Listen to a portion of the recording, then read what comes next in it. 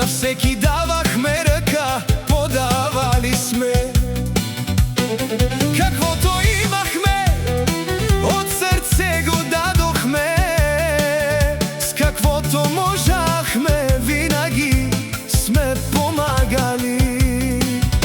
А сега, когато на нас ни е трудно, никой не иска да ни помогне. Всеки се прави на велик, на силен, но знайте едно: в този живот може да си върха, може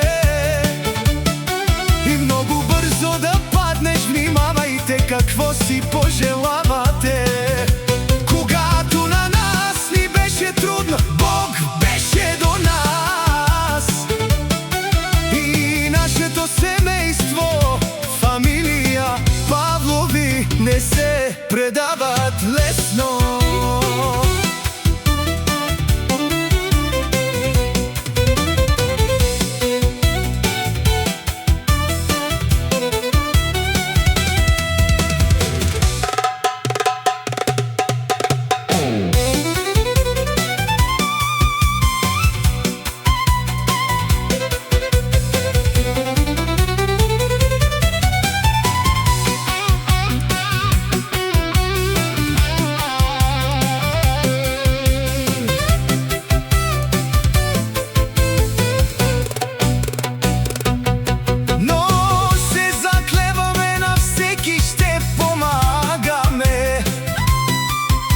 Защото когато си добър, Господ ти дава и вижда, че имаш добро сърце.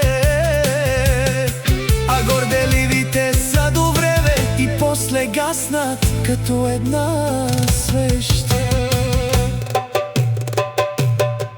Духа ся и тя гаси,